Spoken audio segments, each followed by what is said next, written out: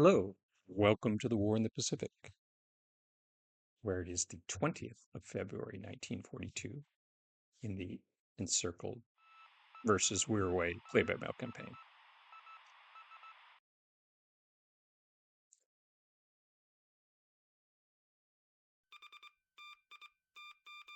Ah, so it's been a few days since we talked about this, but I had uh, a light cruiser and a heavy cruiser stalking these flush deck destroyers as they snuck out of the Philippines and made their long way to Pearl Harbor.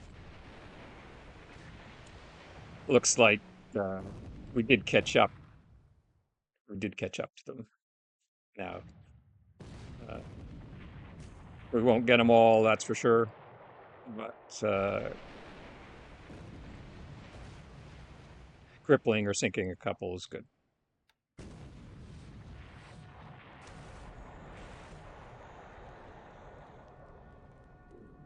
So it looks like probably only got a single one of these ships, but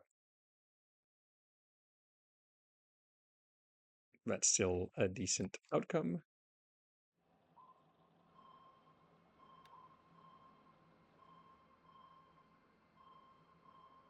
I'm not sure if Polak is trying to enter the Sea of Japan, where we have lots of subchasers in that shallow water between the Sakhalin and Hokkaido, or that's just part of his patrol zone.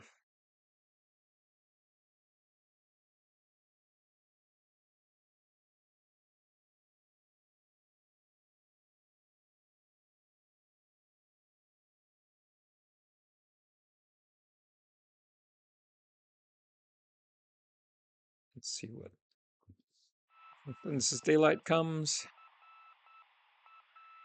Maybe our cruiser task force will react and catch another destroyer or two. Maybe not. Again, it's not an important operation.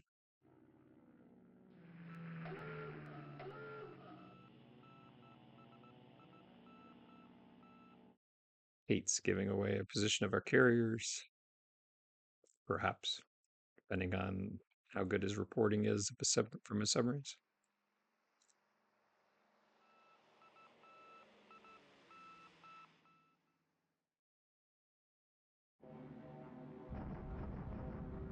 Still using a hammer in the Philippines because that's where the main fighter threat I'm facing at the moment is.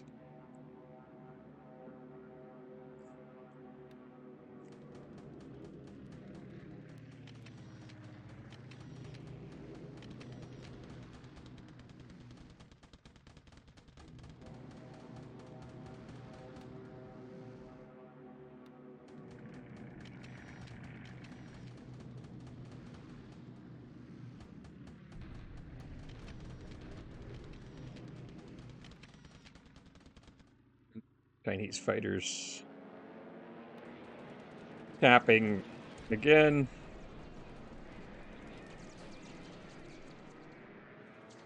Long range capping, I think, probably not going to end well for them.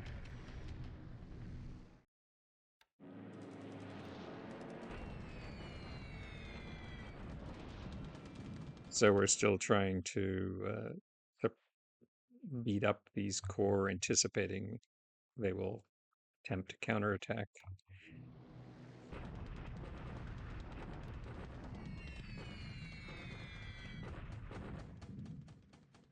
And I don't want to lose a good armor unit for nothing. So here we're hitting Manila. He tends to sort of jump his B-40s back and forth between Manila and Clark.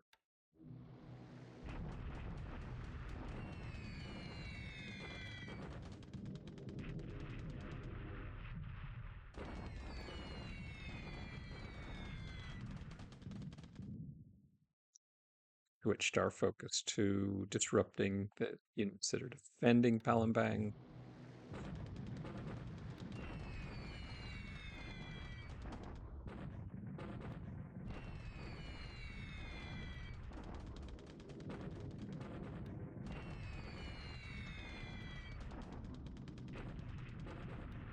So let's see. EDA says there are 2 cores there.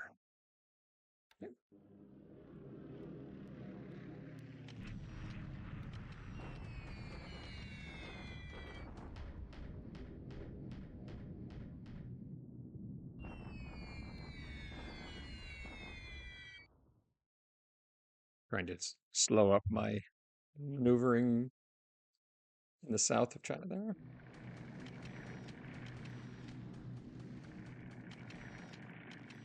It's like a task force approaching from the south in SOPAC. Those are usually cruisers.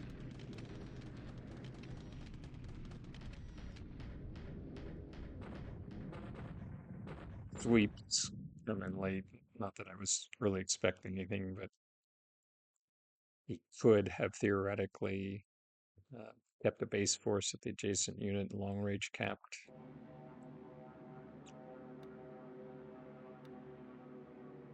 If you're playing Desert Wolf, you got to plan for that.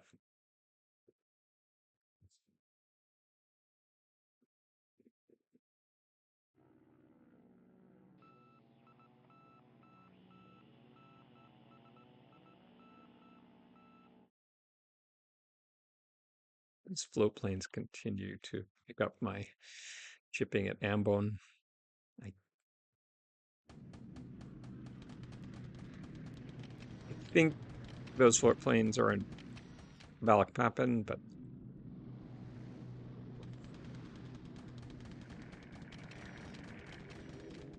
they could be hiding on one of the other islands. Oh, so it's been a while since we've talked much about the advance on Rumchi. In this case, small Bataille zeros, long range capping the advance.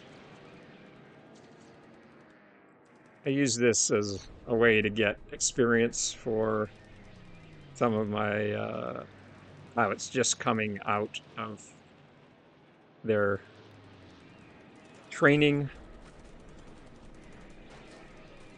And by that, I mean the pilots who have essentially been trained to a reasonable standard in air-to-air combat, both attack and defense, but have modest levels of experience, typically upper 40s, low 50s. They're deadly enough against uneducated fighters, and they pick up experience while being on cap or long range cap and getting kills in a relatively low threat environment.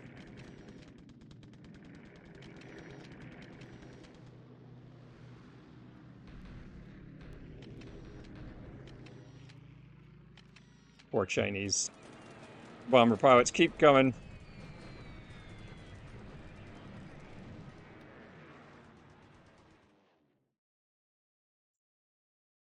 Okay, let's see how ground combat phase goes. Oh, we have a little more.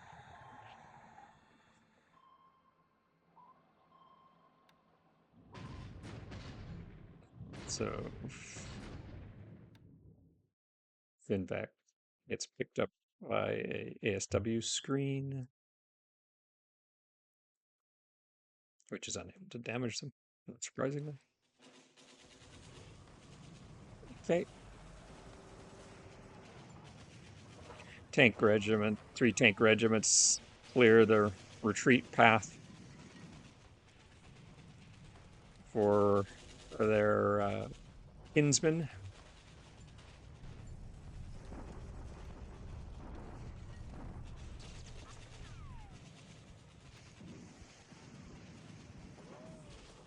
Wearing them down at Malambang.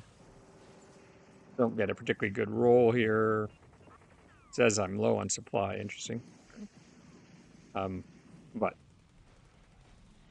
the Dutch have no effective counter for the tanks.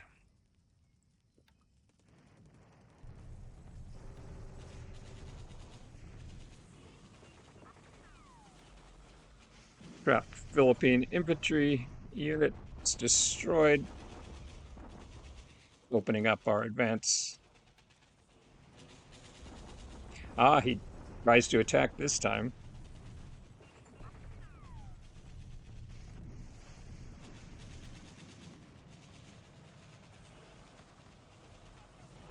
It's interesting. He gets a good result.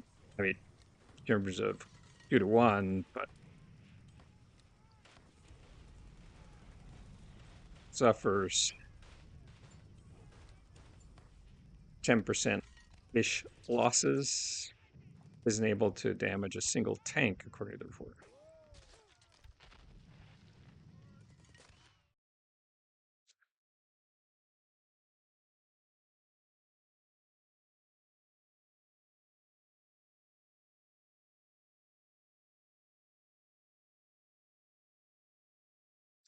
Let's speed through the end of the turn.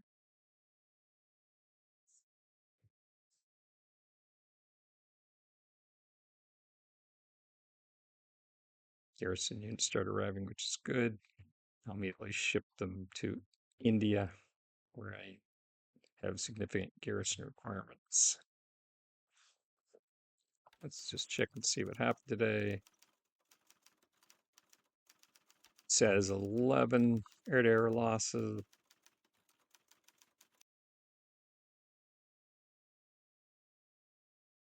Looks right. Just Chinese fighters and bombers.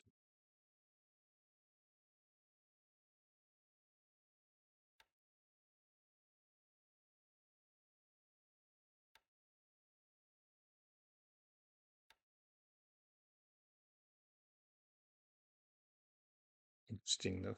I'm guessing the weather was bad because we lost sight of those flush deck destroyers.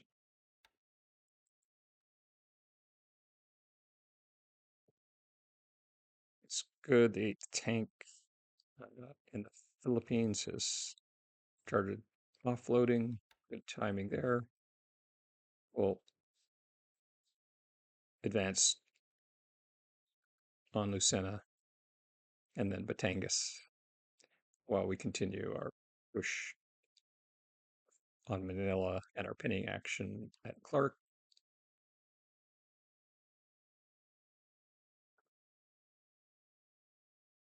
11th Division, inexperienced, is landing. It will move on Clark as its primary purpose. Uh, and through the extensive fighting that's likely to occur at Clark, and hopefully get to well above 60 or above 60 experience was all said. Okay, so Philippines looks pretty good.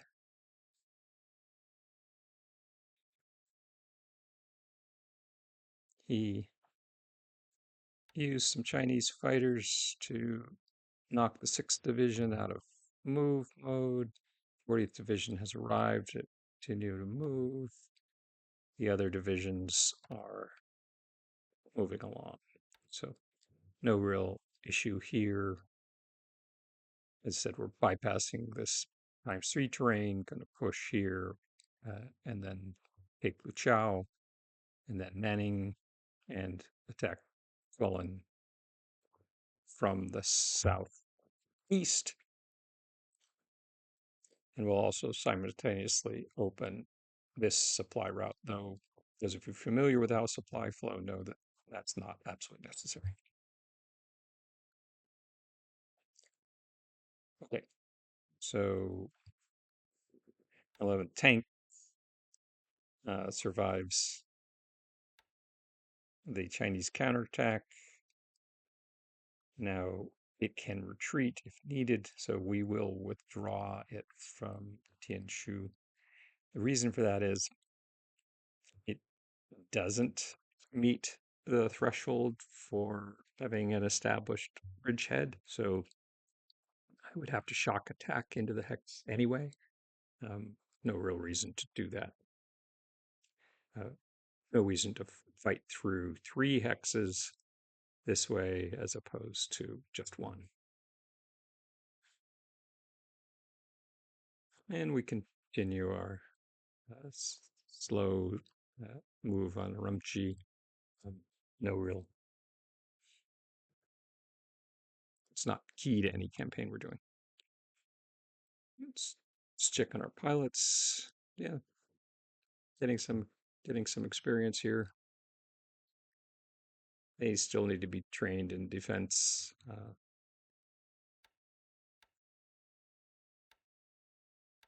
Nothing happened in the Aleutians.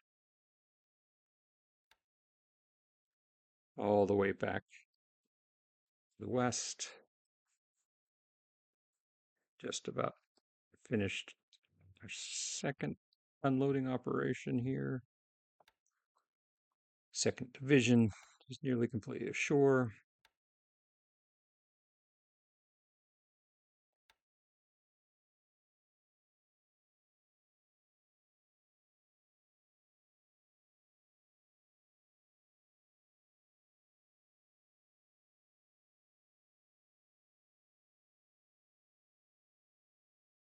Few more divisions on their way.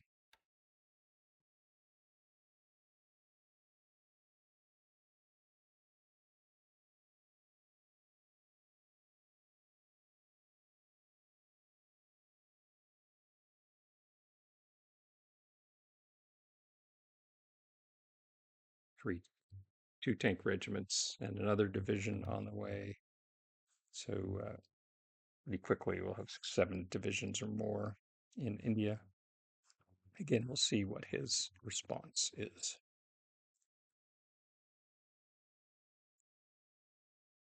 I'm probably understating the number of divisions I will have there. Okay, let's take a look.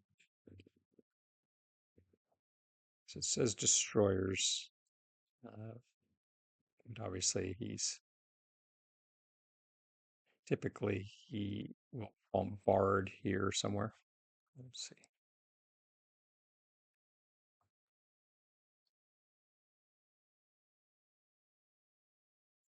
Right now our carriers are not, at least, being snooped.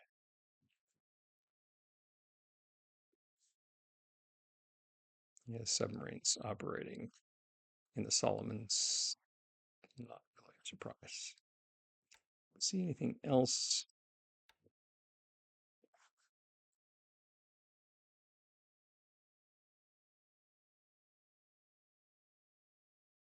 Glenn's still picking up plenty of activity down at this atoll.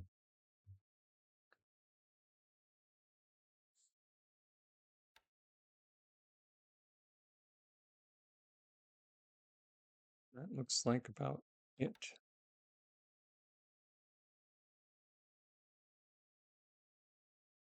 So recon is picking up bombers here. These are probably Dutch bombers.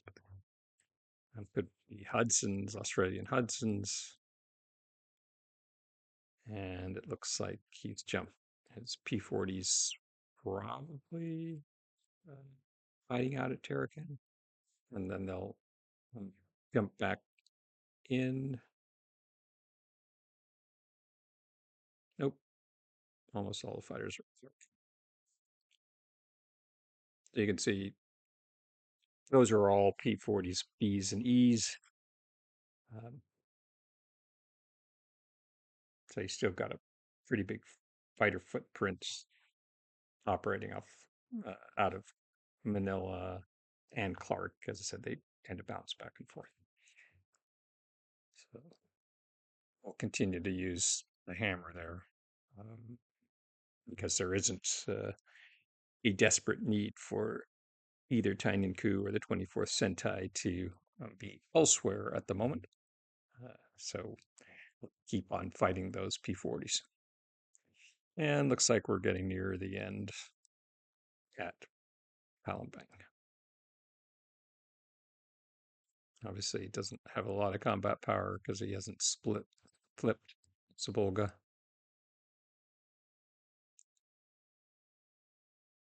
Just checking to see. Yeah, so there's no sign that looks like his patrol aircraft, whether bombers or others, are here, not in this zone, which is good because I don't want to spend a lot of time getting distracted trying to mop up all this too quickly. You may ask, why am I going for Palembang at this point? Well, the truth is, I need the fuel now, and I can protect it from any attempts to bomb it by anything other than carriers. So it's time to take Palembang and time to get the fuel flowing. Because my operations in the South Pacific are consuming just about everything I've got at Brook, and I don't have a lot of fuel at Singapore either, or Saigon. Some still at Cameron Bay, but not enough for the scale of the operations I've got going on in two widely disparate theaters. So I need Palembang's oil to start flowing in addition to what I've captured already on Sumatra and Java. Anyway, look forward to our next chance to talk.